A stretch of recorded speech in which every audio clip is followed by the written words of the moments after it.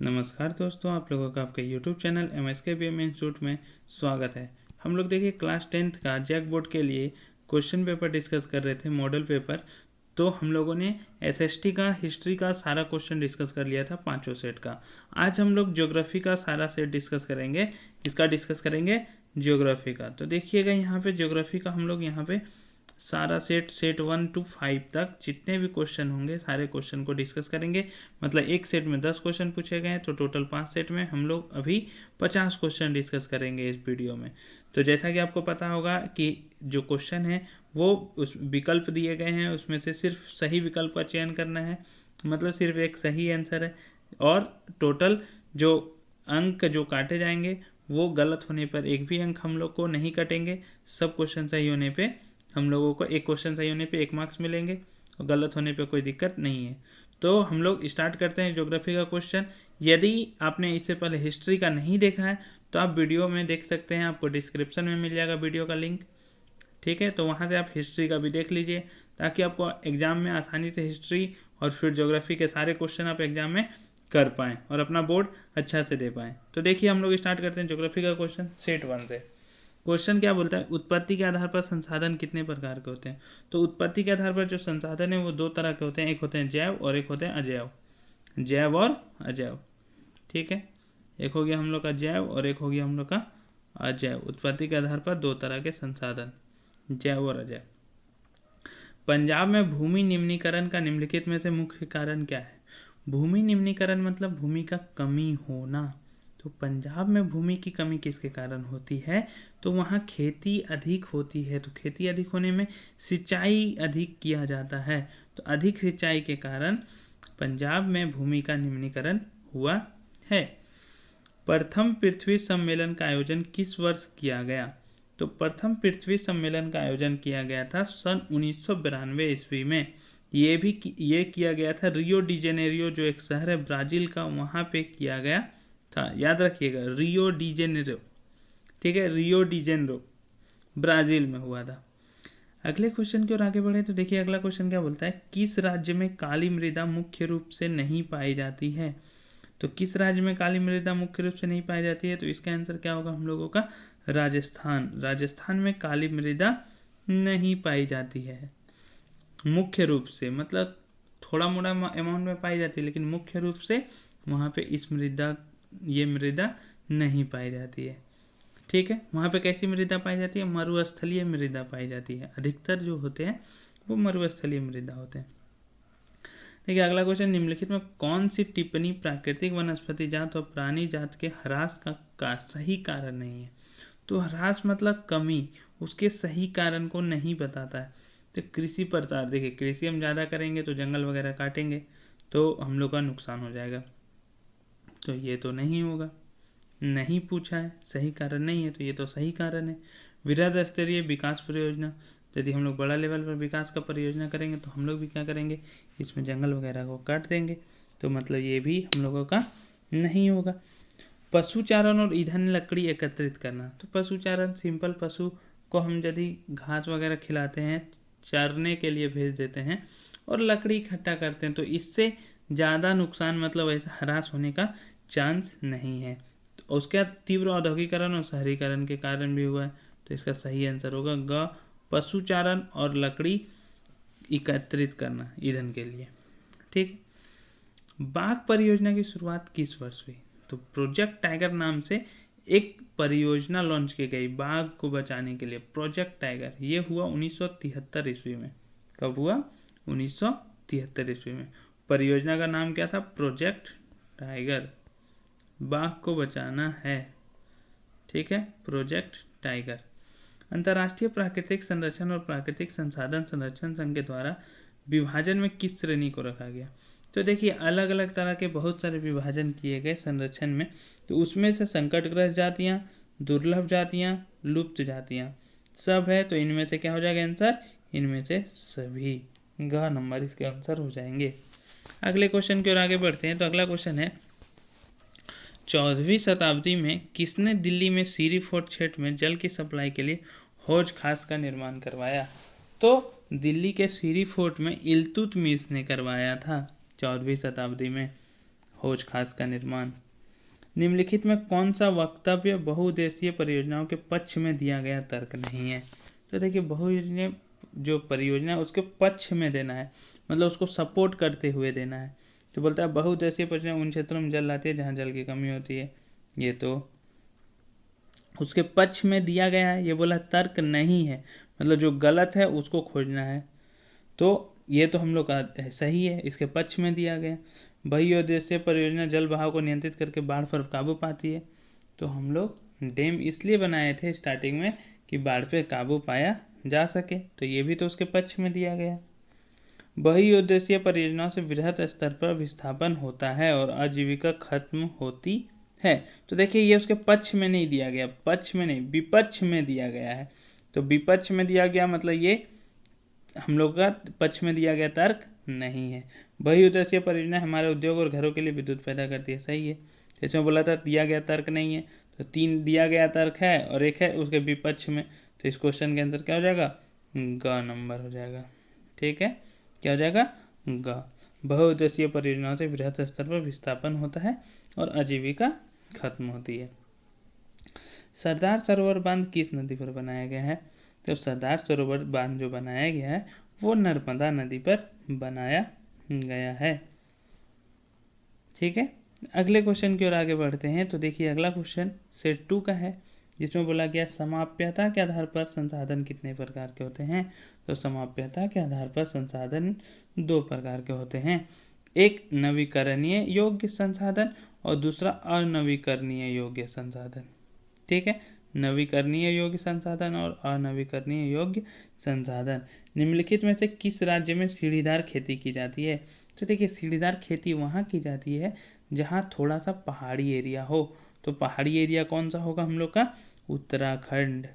पंजाब हरियाणा उस तरह का पहाड़ तो है नहीं, लेकिन उत्तराखंड में थोड़ा सा हम लोग को पहाड़ देखने को मिलता है। अगली क्वेश्चन की ओर आगे बढ़े तो बोलता है पूर्वी तट के नदी डेल्टाओं पर किस प्रकार की मृदा पाई जाती है? तो पूर्वी तट के नदी डेल्टाओं पर किस तरह की मृदा पाई जाएगी? जलोढ़ मृदा पाई जाएगी। ठीक है, नदी के तट पर हमेशा जलोढ़ मृदा ही पाई जाती है जो बहुत उपजाऊ होती है। किस मृदा को रेगर या स्वतः जुताई वाली मृदा भी कहते हैं? रेगूर भी लिखा हुआ हो सकता है और रेगर भी लिखा हुआ हो सकता है। ठीक है, तो इसमें काली मृदा होगा, इसमें कपास की खेती बहुत ही अच्छी होती है, तो काली मृदा को हम लोग बोलते हैं रेगर या स्वतः जुताई वाली मृदा। इसमें मानसून होने से पहले ही हम लोग क्या करते हैं, खेत को क्या कर लेते हैं, जोत लेते हैं, क्योंकि यदि हम खेत को मानसून के बाद जोतेंगे तो वो क्या हो जाएगा, पूरा कीचड़ टाइप का हो जाएगा, पूरा कादा हो जाएगा। ठीक है, अगले क्वेश्चन, निम्नलिखित में से कौन सा संरक्षण तरीका समुदायों की सीधी भागीदारी नहीं करता है? मतलब सीधा भागीदारी करना है किसी भी समुदाय का, तो संयुक्त वन प्रबंधन, इसमें आदमी लोग आएगा। चिपको आंदोलन, ये भी आएगा। बीज बचाओ आंदोलन, ये भी आएगा।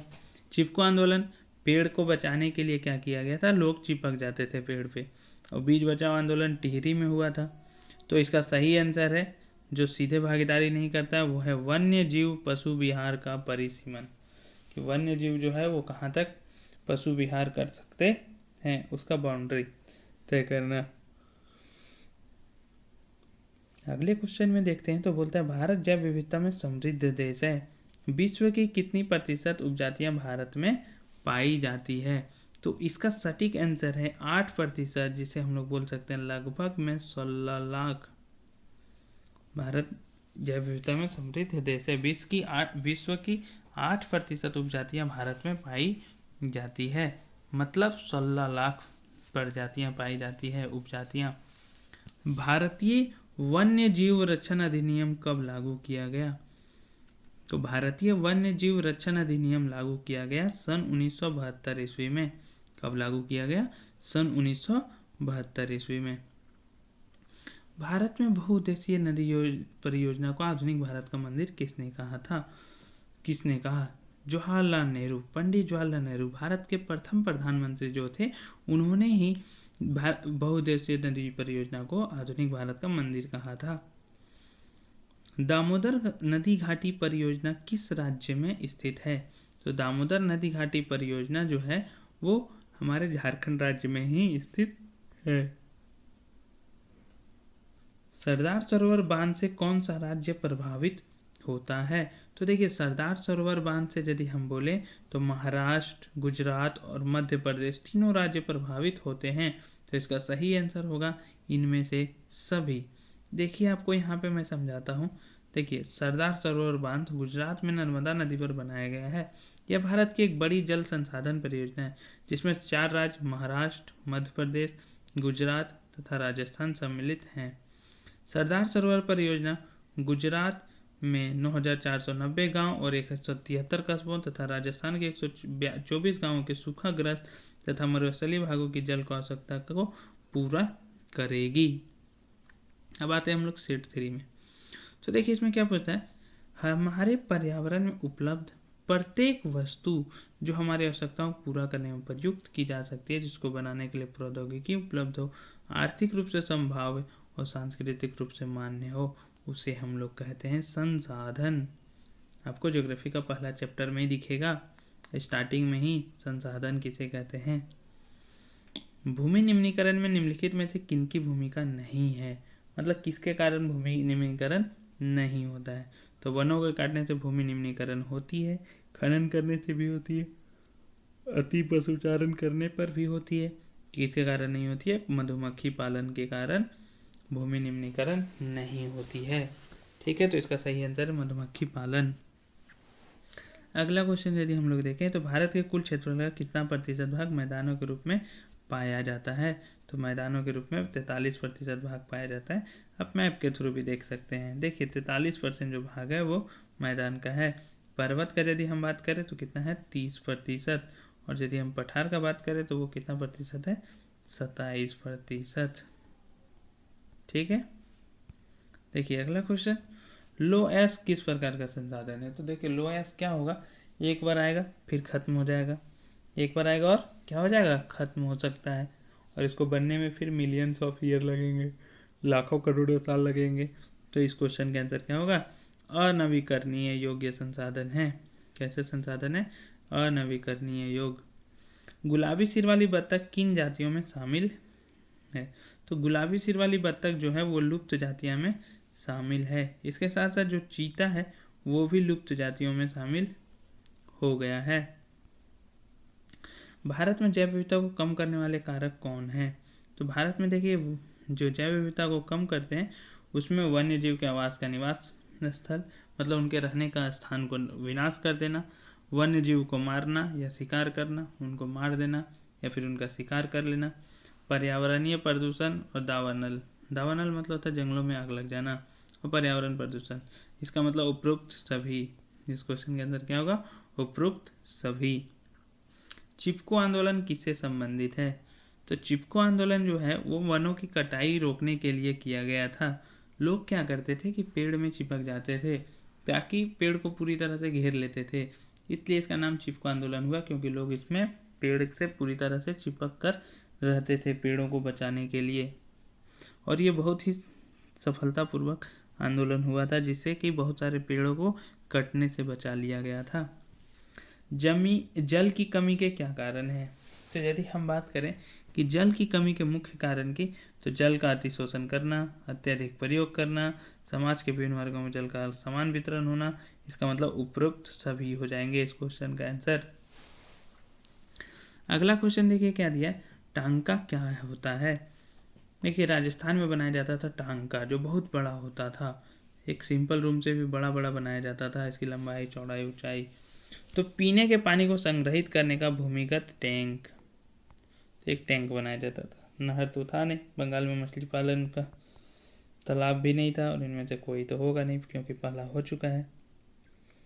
सन 2025 तक कितने लोगों के जल की कमी झेलने की भविष्यवाणी की गई है? तो सन 2025 तक बात यदि हम लोग करते हैं तो 20 करोड़ लोगों के जल की कमी झेलने की भविष्यवाणी की गई है। अब हम लोग पहुंचते हैं सेट 4 में। तो देखिए, सेट 4 में क्या बोलता है, आपके घर में एक दूध देने वाली गाय है, आप इसे किस तरह का संसाधन कहते हैं? तो देखिए, ये हम लोगों का किस तरह का संसाधन होगा, मेरा खुद का है, ठीक है, राष्ट्रीय का तो है नहीं, तो राष्ट्र तो होगा नहीं, सामुदायिक होगा नहीं क्योंकि सबका तो है नहीं, अजैव होगा नहीं क्योंकि ये जीव है, गाय एक जीव है, तो किस तरह का संसाधन हुआ? जैव संसाधन। जिस भूमि पर खेती की जाती है उसे क्या कहते हैं? उसे कहते हैं हम लोग कृषि योग्य भूमि। बंजर भूमि में खेती होती नहीं है, वन भूमि में सिर्फ वन का होता है प्रोडक्शन, और चारागाह में यहाँ पे सिर्फ जो जानवर लोग आते हैं उन्हें क्या करते हैं? खाते हैं, मतलब बेसिकली जानवर अपना भोजन ग्रहण करते हैं। अगला क्वेश्चन है, बांगर और खादर किस मिट्टी के प्रकार है? तो बांगर और खादर जलोढ़ मिट्टी के प्रकार है। जलोढ़ मिट्टी दो तरह के होते हैं, बांगर और खादर। ठीक है, एक को हम लोग पुराना बोलते हैं जलोढ़, और एक को बोलते हैं हम लोग नया जलोढ़। संयुक्त वन प्रबंधन की 1988 में औपचारिक शुरुआत किस राज्य से हुई? तो इसका सही आंसर है उड़ीसा। उड़ीसा में संयुक्त वन प्रबंधन 1988 में औपचारिक शुरुआत की गई थी। वन विभाग के अनुसार कुल वन क्षेत्र का 1/3 हिस्सा किस वन का है? तो 1/3 हिस्सा जो है वो है हम लोग का रक्षित वन का, और आधे से अधिक जो है वो भारत में कैसे वन है? आरक्षित वन है।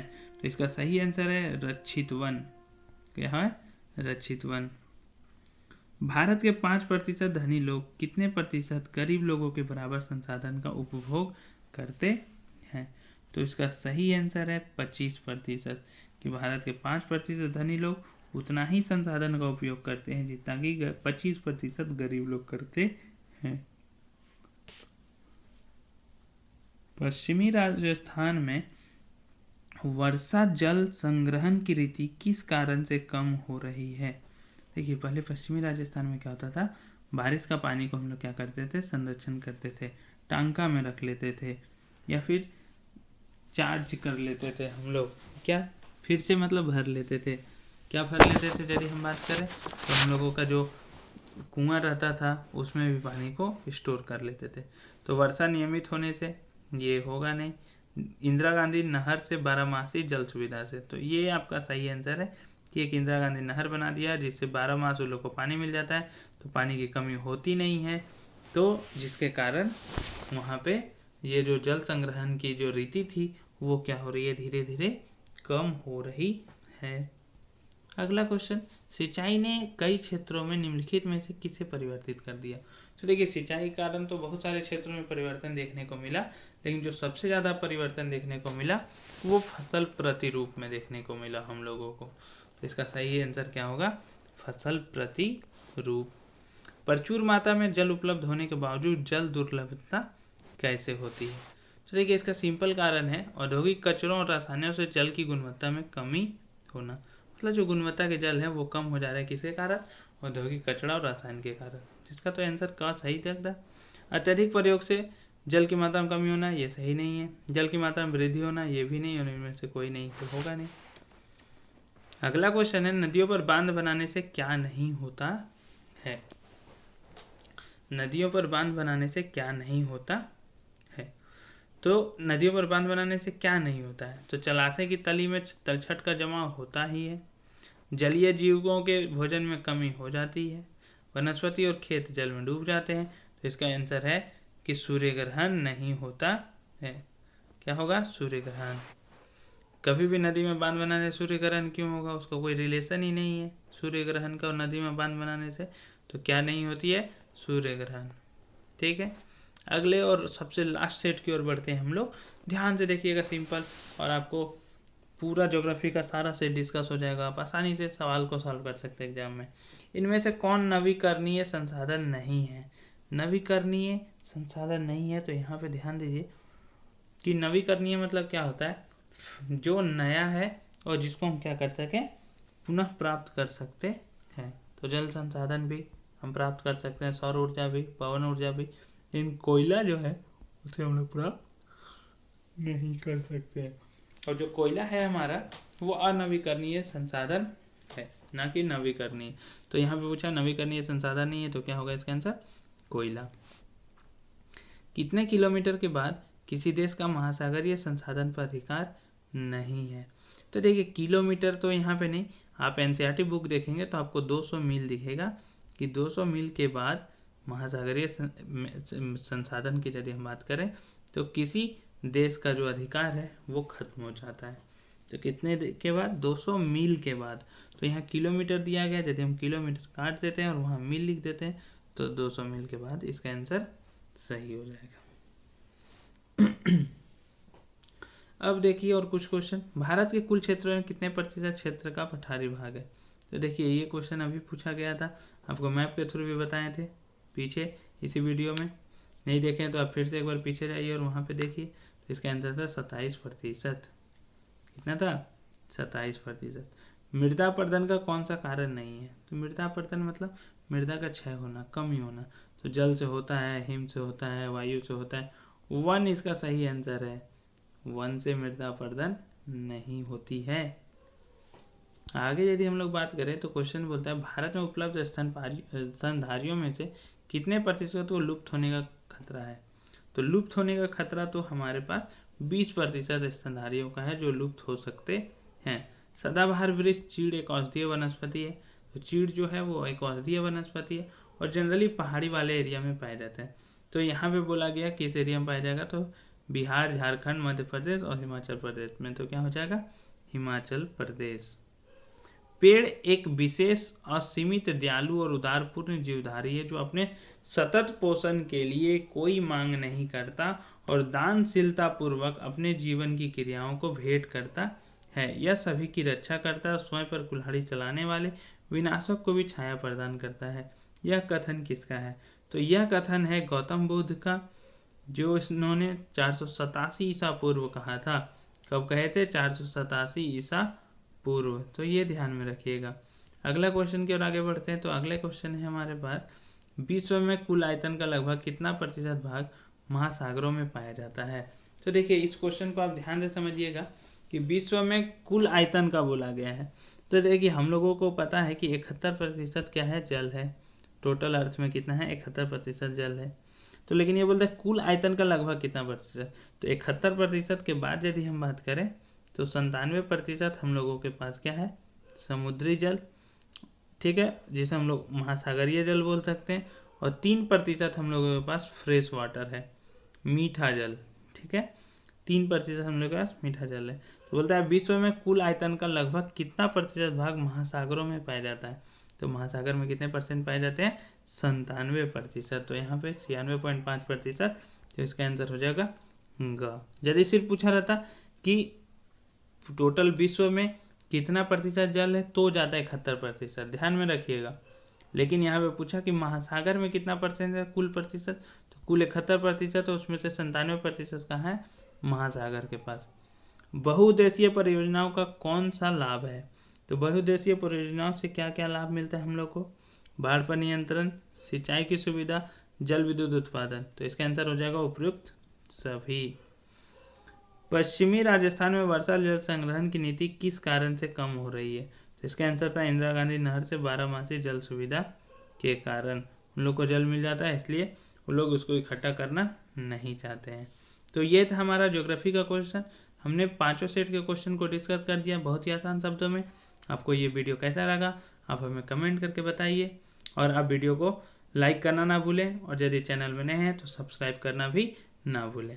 और सबसे ज़रूरी बात कि आप इस वीडियो को ज़्यादा से ज़्यादा अपने दोस्तों को शेयर करें ताकि उन्हें भी इसका लाभ अच्छे से मिल सके।